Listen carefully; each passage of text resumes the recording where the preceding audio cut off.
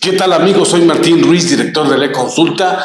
Está conmigo en su programa Divergencia Jared Carro Gallardo. Jared, un gusto compartir los micrófonos nuevamente contigo.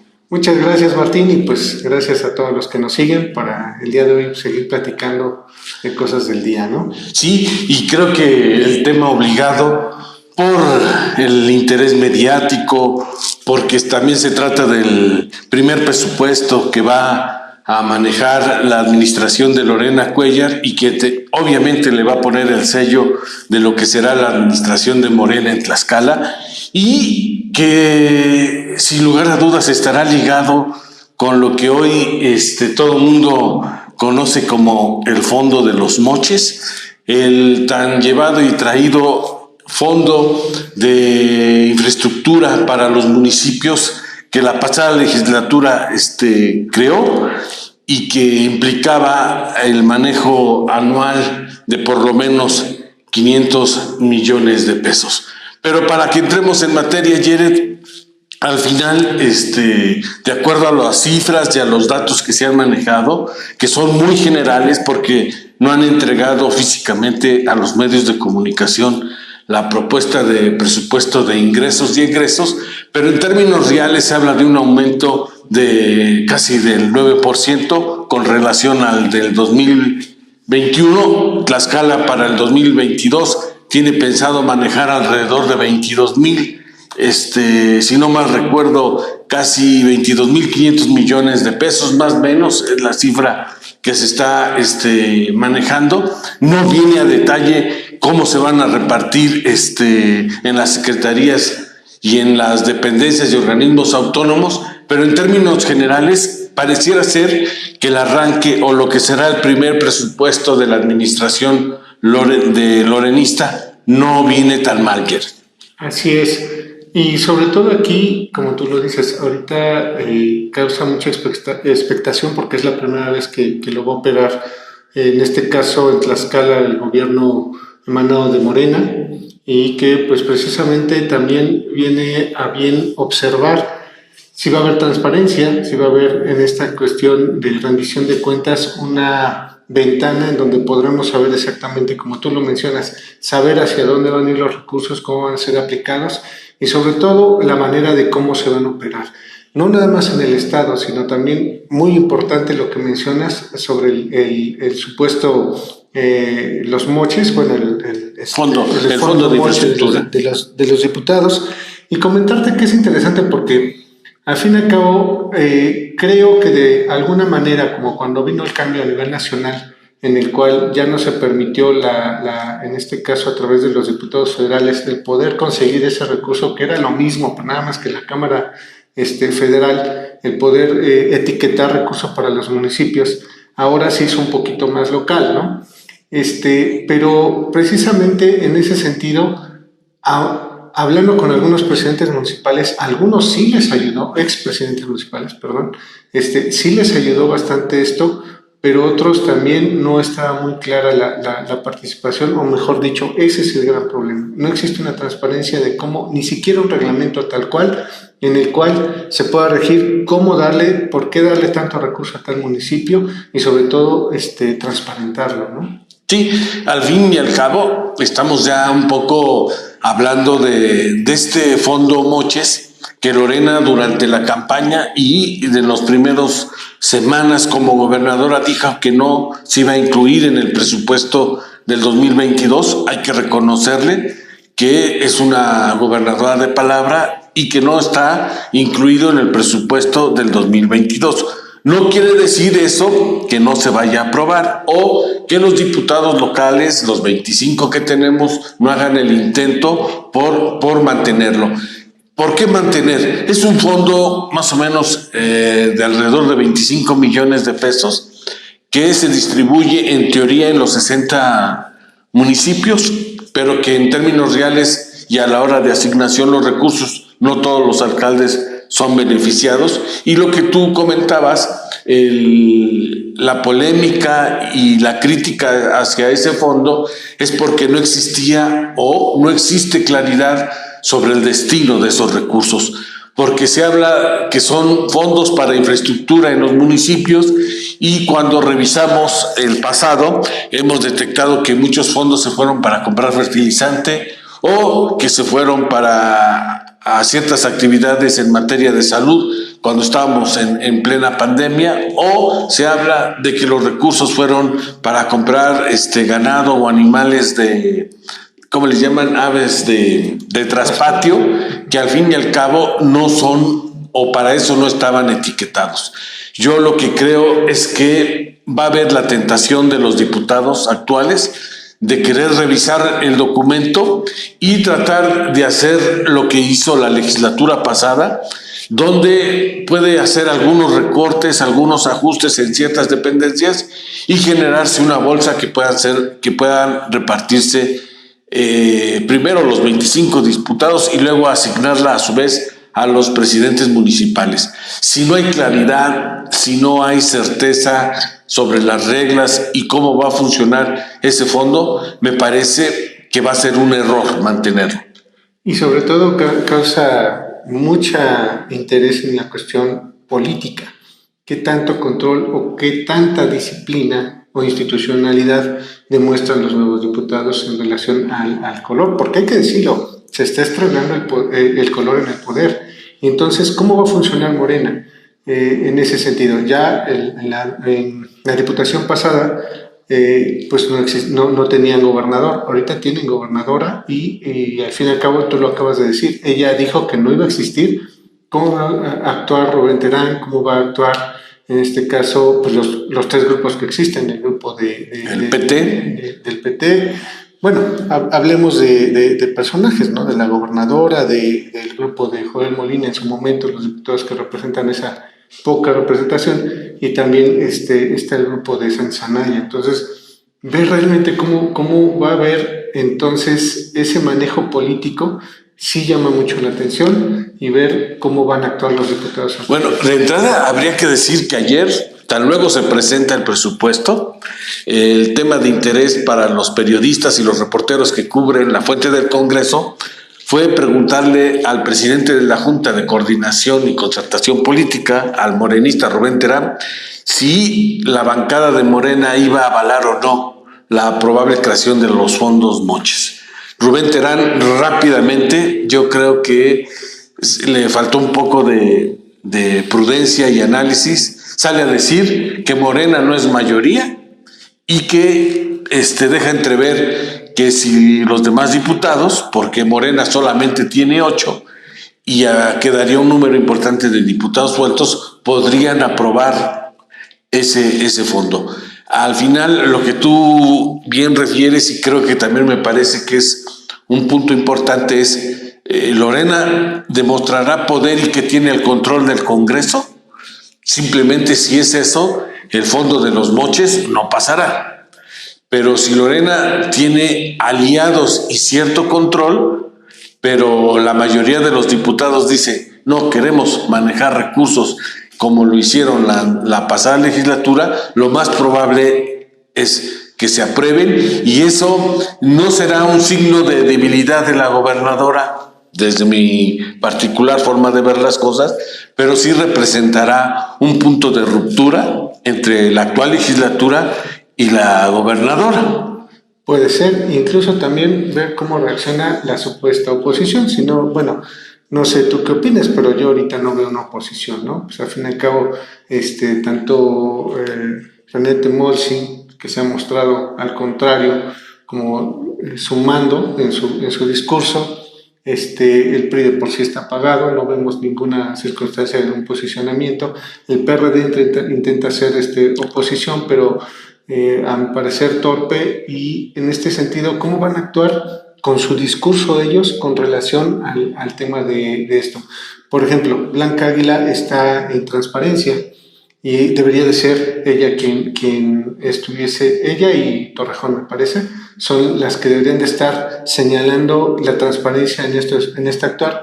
Pero hablando de Blanca Águila, pues nunca se ha manejado transparente en un sindicato, que ahorita tiene problemas precisamente en ese sentido. Entonces, ¿cómo va a ser su discurso? Eso es lo interesante. Sí, al final también acabas de tocar otro tema que a mí me parece medular en lo que es la nueva vida política que estamos enfrentando, que estamos viviendo en Tlaxcala, y es que hay que decirlo, Lorena es una gobernadora que llega con un alto porcentaje de votación, yo diría con el mayor porcentaje de votación de los últimos procesos electorales, son 302,000 votos que la respaldan, pero cuando uno ve hacia el frente, la verdad es que la oposición se ve muy pequeña, muy reducida y con muy poco discurso mediático en algunas posturas y en algunos temas.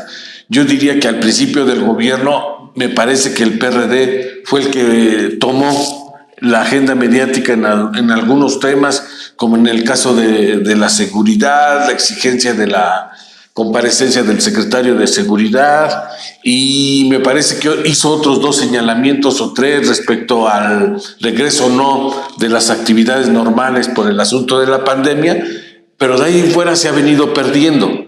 El PAN sabemos que existe, pero la verdad es que es un gran aliado hasta ahorita de Morena, porque su silencio es más cómplice que un silencio crítico, bueno, que una postura, digamos, que estuvieran preparando ciertas acciones para criticar al gobierno de Lorena Cuellar.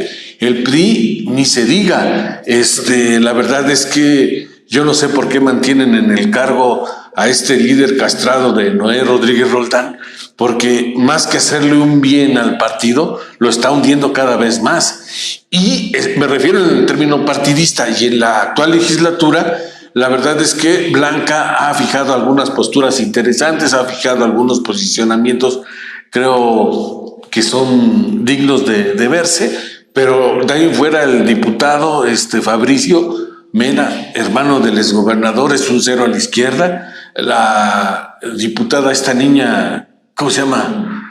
Diana Torrejón. Habla. Creo que también le quedó muy grande la silla de diputada, porque pese a que son jóvenes, no le vemos haciendo gran cosa, ¿no? Y uno pensaría que, por ejemplo, que el PAC estaría fijando posturas más duras respecto al gobierno, por tratarse de una política, yo diría que con cierta trayectoria, con cierta experiencia académica, pero que tampoco se le ve mucha fuerza. Es correcto. Es lo que te decía, bueno, al fin y al cabo no se ve una oposición real, o al menos no se ve con un diálogo, un posicionamiento. Lo que tú mencionas tienes razón, o sea, el PRI está descompuesto. Tú sabes que el PRI sin Tlatuani simple y sencillamente no tiene bases ni cabeza, es lo que lo organiza siempre. Y entonces en esa recomposición uno voltea a ver, bueno, ¿quién va a posicionar estas cosas? Lo que tú mencionas, regresando un poquito al tema, Blanca Águila a lo mejor toma la postura de hablar de transparencia, pero sí, no va a ser congruente, ¿no? No tiene nada de transparencia. Diana Torrejón, pues pobrecita, no se ve nada de discursos ni de posicionamientos, ni siquiera figura que realmente tenga peso o que se voltee a ver. Entonces, en ese sentido, regresamos al tema de cómo va a actuar también Morena, cómo van a actuar, en este caso, estrenando ya gobierno del Estado y con una líder legítima que llega con un margen tan grande en el sentido de la votación. ¿Cómo van a actuar los diputados? ¿Van a actuar con referencia a lo que ella les dicta, o tendrán la osadía de poder, en este caso, pues planchar el tema para el Fondo Mochis? Es algo muy interesante. Sí, y fíjate que ahí acabas de también tocar otro tema importante. Al fin y al cabo, Lorena, a muchos les gustará su estilo, a otros no, pero creo que viene operando inteligentemente. ¿A qué me refiero con inteligentemente? Ha empezado a tejer sus redes para tener una presencia cada vez mayor de control en el Poder Judicial, y también está haciendo su chamba y su trabajo, lo que se refiere en el Congreso del Estado, donde sabe que su bancada de Morena solamente implica 8 diputados, que no se traduce en el control del Congreso.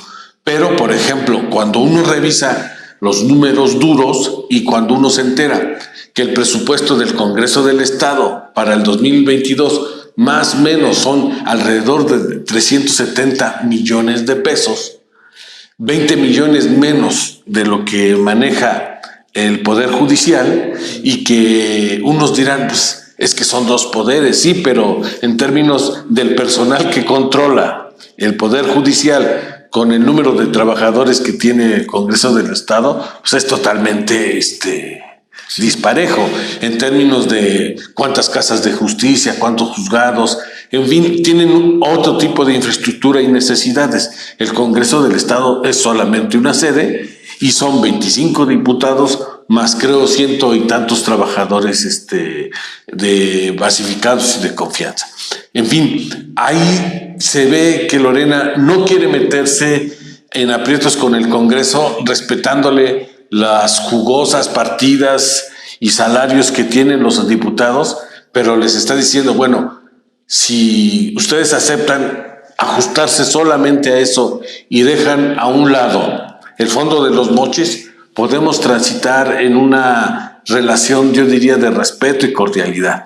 Pero si los diputados intentan recortarle algunas partidas a las dependencias estatales y al presupuesto del gobierno del Estado, que manejará alrededor de 17 mil millones de pesos, yo creo que es donde se van a tensar las relaciones y podrían presentarse o registrarse algunos distanciamientos que al final al que los va a perjudicar, y no sé si coincidas conmigo, serán los diputados, porque Lorena, nos guste o no, o les guste a unos o a otros no, ella va a ser gobernadora en los próximos 6 años y los actuales diputados para el 2024 tendrán que dejar su cargo.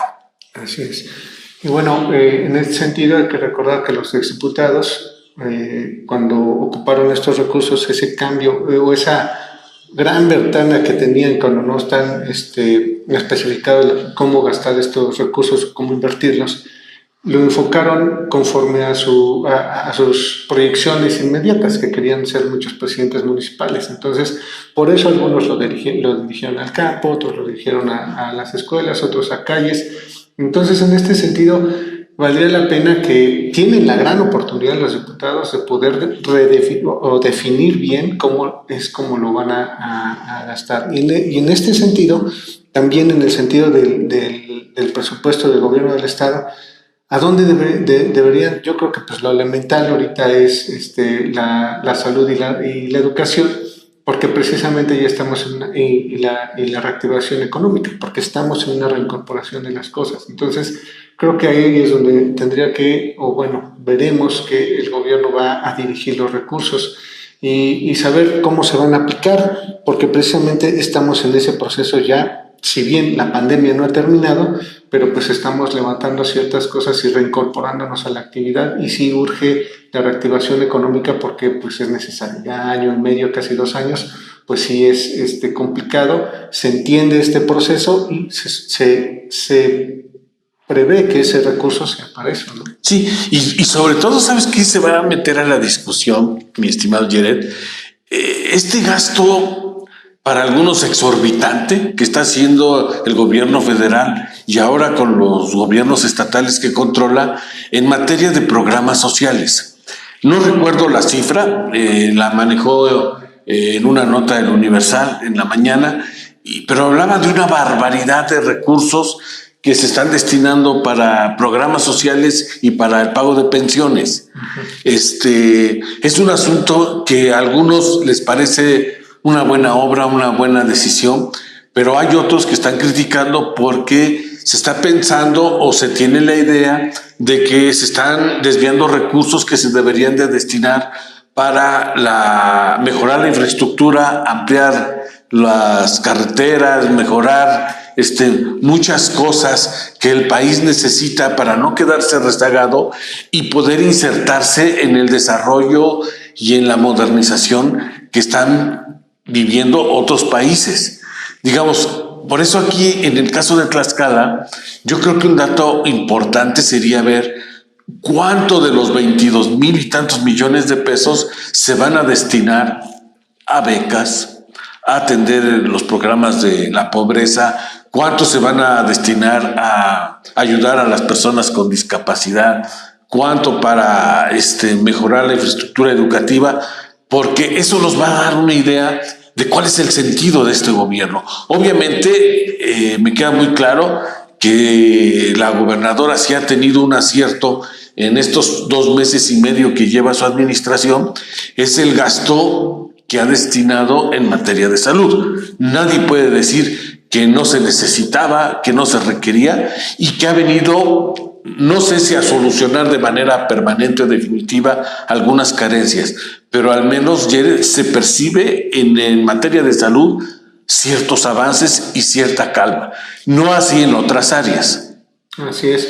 Administrativamente están haciendo lo correcto en adquirir cosas como los kioscos de oxígeno, como equipar las unidades, o mejor dicho, también ayudar con el tema del medicamento. Hoy en la mañana escuchaba al secretario de Salud que llegaron con el 25% de abasto, ya están en el 60% y obviamente van a buscar que sea un mejor número.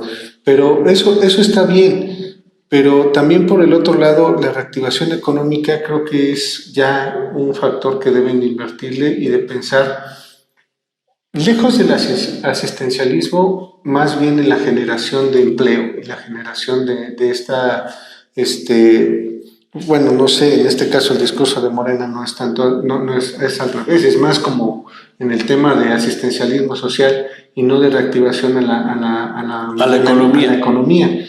Pero pues creo que es necesario en Tlaxcala, pues cada estado es diferente, la gobernadora seguramente traerá su propio planteamiento y sí es importante ver cómo lo van a dirigir y en qué sentido.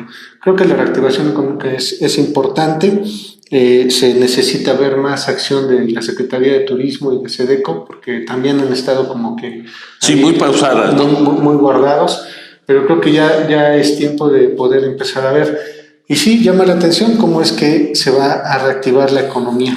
Pero fíjate que ahí, tú la otra vez en el primer programa que tuvimos, tú hablabas algo de la necesidad de comunicar y comunicar bien.